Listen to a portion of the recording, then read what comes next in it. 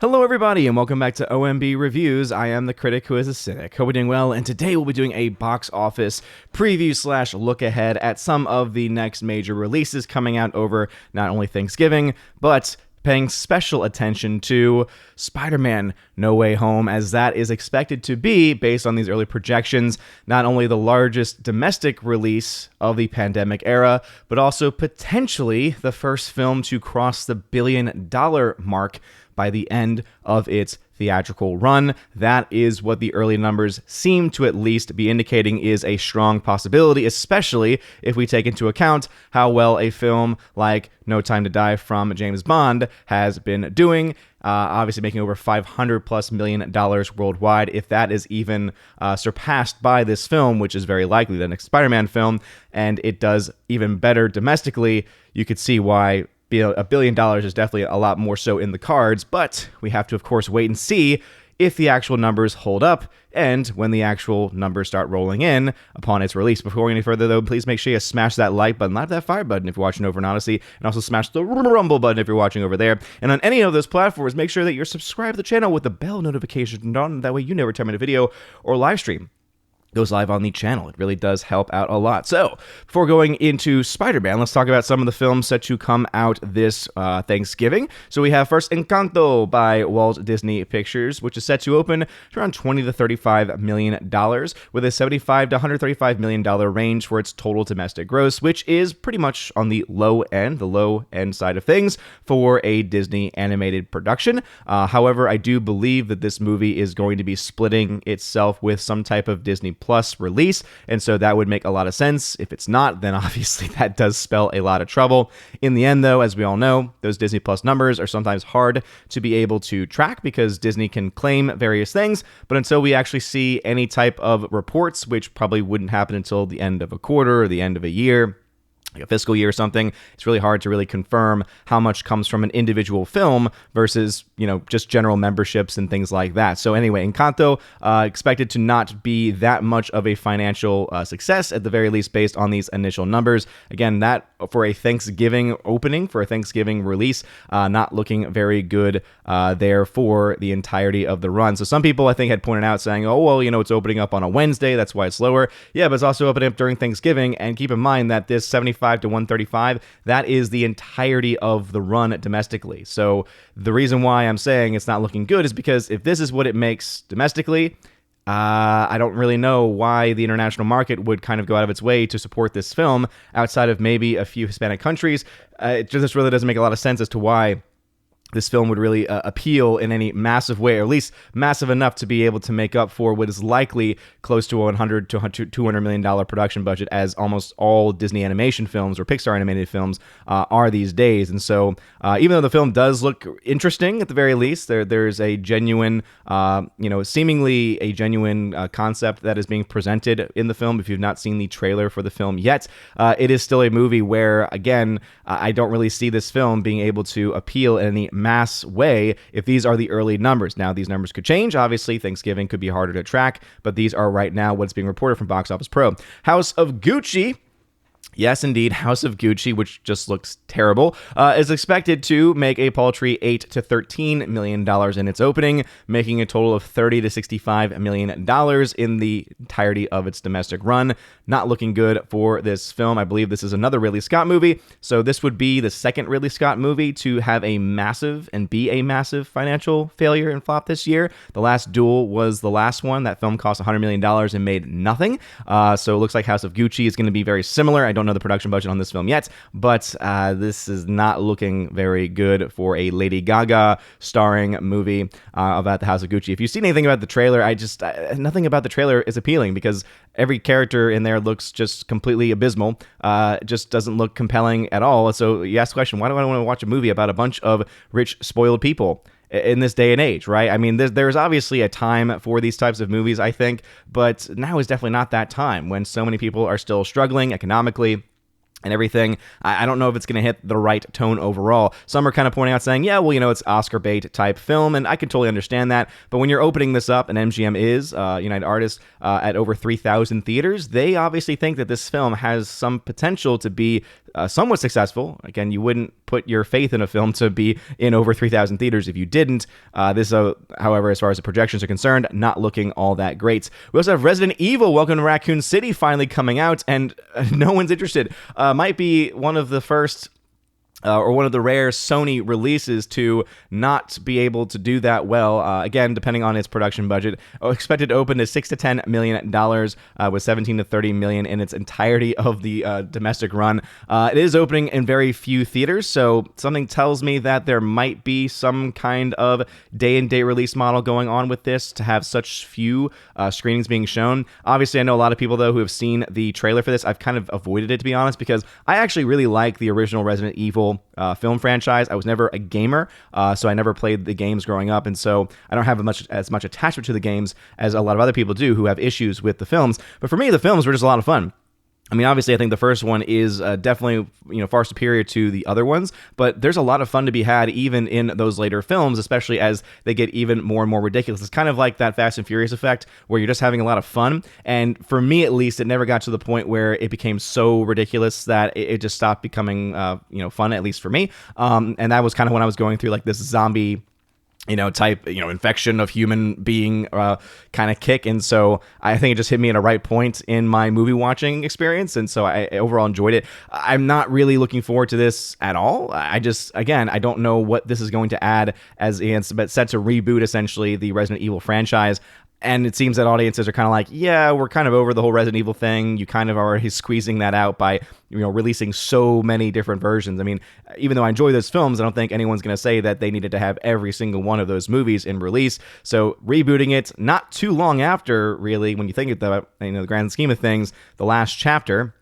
It's just, I don't think it's going to be able to capture the same audience and capture the same type of magic that those other films were able to do, especially on a global scale. But this is, again, not looking very good for that. All right, so getting ahead a little bit. So we got West Side Story, again, a remake that no one asked for. I will say that the lead actress in the movie, who is playing Maria, I was watching, because every now and then I go through these tangents of going through, I'm a musical theater nerd, for those that actually don't know that. And so I was going through some various concerts and everything, and I saw one of her singing one of my favorite shows the last 5 years, and so she was singing a powerful song for that, and I was like, hey, she actually can sing. She actually has pretty good pipes. So I don't deny that this film's probably going to feature some pretty talented singer actors, but again, this is a movie that's considered a classic. No one was really clamoring for a remake of this film. Yeah, it's Spielberg, but Spielberg has not really been on a good streak as of late. The last film that I can remember from him was Ready Player One. I know he's probably made something since then, but Ready Player One's the only one that sticks out of my mind,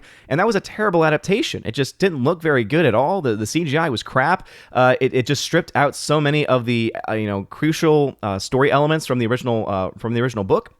And it just wasn't very good. So the fact that this is now being, remade for a modern audience, I guess you could say, again, to me, this feels like Disney 20th Century Studios, right? So this could very much have been, I believe this started under 20th Century Fox.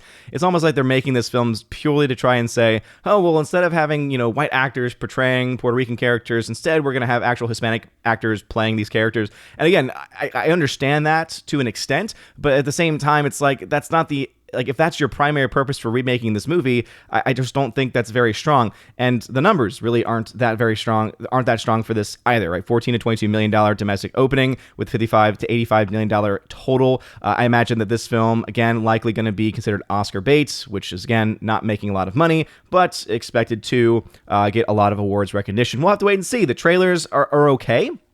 I mean, there's nothing really offensive necessarily about any of the trailers so far, other than the fact that it's remaking a classic that no one was really asking to be remade, except maybe a few vocal people on Twitter. But again, I just kind of am just confused by that choice. And of course, it being connected with Disney doesn't surprise me all that much. Obviously, again, I know that 20th Century Fox probably started the production of this, but as we all know, Disney has very much run out of ideas and is continuing to just run every single franchise into the ground, which would even include the Spider-Man franchise, though this is instead a Sony product as well. And as we have been talking about on this channel for a while, Sony has actually had a pretty decent run during the pandemic era, with its most recent big release of Venom 2 being a pretty massive success. As far as net profit, over $100 million in net profit. So Again, a very impressive run for that movie, including a very impressive run domestically, even compared to the original film. Its opening weekend, right? The first Venom film actually lost to the new Venom film by about $10 million in its opening weekend. So I think that that is something that's definitely worth talking about. So Sony seems to have a grasp on its marketing campaign and other things like that to be able to get people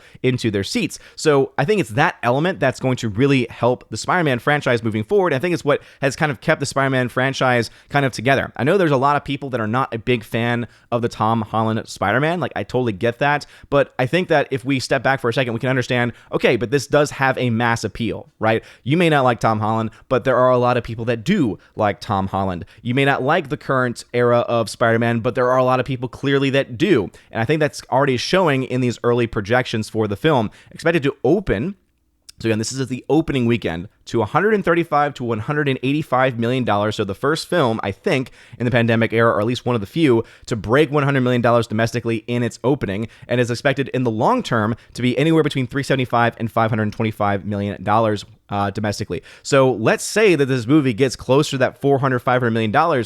Okay, well, we look to a film then like No Time to Die. No Time to Die was able to cross easily, or not easily, but, you know, by the end of its, but in the long run, was able to cross $500 million in the international marketplace. To say that Spider-Man No Way Home can't repeat that, you know, just doesn't make a lot of sense, because No Time to Die is not that really good of a movie, but it's got the James Bond franchise attached to it. It's got a huge marketing campaign, obviously a lot of cross-promotional stuff going on, and Sony kind of knows how to do that as well. And if there's any character that can kind of transcend the norm, it is Spider-Man. Spider-Man is probably one of the most popular figures in comic book lore and in, obviously, movie adaptation lore, which is the reason why they keep on remaking it every 5 years, it seems like, right, with a new Spider-Man. And I'm imagining that there's going to be some remaking of it in the coming years, with them opening up the multiverse based on what we've seen from this movie and other things too. Obviously, that is going to be something coming into play, especially if any of the rumors about some of the actors who might be appearing in Spider-Man No Way Home turn out to be true. So this could easily be a massive success. And so if this film does trend upward, right, so obviously we're still pretty far off from this movie, so these numbers could change. They could trend up, they could trend down. I imagine that they'll trend up because I think the trailers have been well received, have been well watched, and I imagine that they'll probably have one last trailer up their sleeves that's going to just blow people's minds, which probably will feature certain actors. And I think that kind of banking on nostalgia is what's really going to push this film over the edge, not just in the domestic market, but in the international market as well. So, you know, beforehand, I was kind of skeptical, saying, hey, well, you know, if you look at the, you know, the cap right now for, you know, releases during pandemic time, it really is around that $750 to $800 million, right? That's like the cap of what the biggest movies have been so far. It looks like Spider-Man, based on these early estimates, is set to just blow those estimates out of the water. And I will say right now, I think that there is a very high chance, based on these estimates, that this film will be the first film released during pandemic times. Obviously, it will go into 2022 in its release, but having its original release during the pandemic era still of 2021, where theaters are still closed and different countries are still affected, people are still not ready to go to the theaters, and you have crazy states like New York, which are putting out these terrible mandates. I think that you will see in the end this film cross $1 billion worldwide based on these estimates. But what are your thoughts? Do you think Spider-Man No Way Home will be able to kind of grasp onto something special? It seems like it is going in that direction. Again, it's getting very well received as far as the trailers are concerned. I know there's not a lot of people that are fans necessarily of Tom Holland or the current iteration of Spider-Man, but there are a lot of people that are. I don't think that any of us can really deny that fact, no matter how we feel about it. So what are your thoughts about that, or any of the other films that I mentioned? Are you kind of surprised by some of the projections, or do you have your own thoughts? Let me know in the comment section below. If you like this video, smash that like button, smash the rumble button, and light up the fire button. It really does mean a lot. You're all amazing and beautiful people. Hope you all have a wonderful rest of your day. And as always, God bless. Seriously?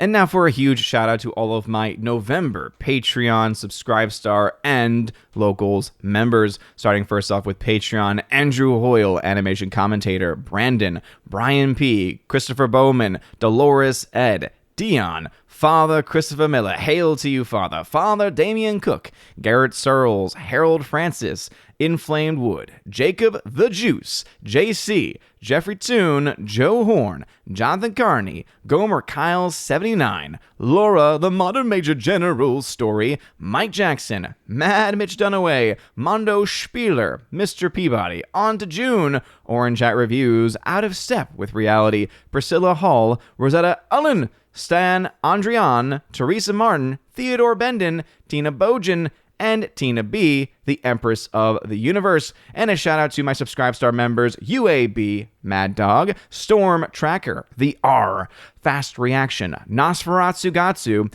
Stan 4, John B, Perpetual Punster, Mr. Roy, Glinzer, J, Alex McCarthy Jr., Dean Heiss / the new number 2, and J Rod, the Beer Guru, and of course, ZK Man. Thank you very much for supporting me over there. And to my 3 supporters over on locals.com, Kara Tharp, Bifford a Hobbit, and Robert Barnes. You guys are all amazing and beautiful people. And if you want your name shouted out at the end of every live stream and every video I do on the channel, check out that top link in the description below to find out how to sign up to the various levels that exist, including the most basic level where you get a shout out, the secondary level, the Army of Asgard, where you get that, plus access to a giveaways exclusive server where I give away things like 4Ks and Blu-rays and digital codes.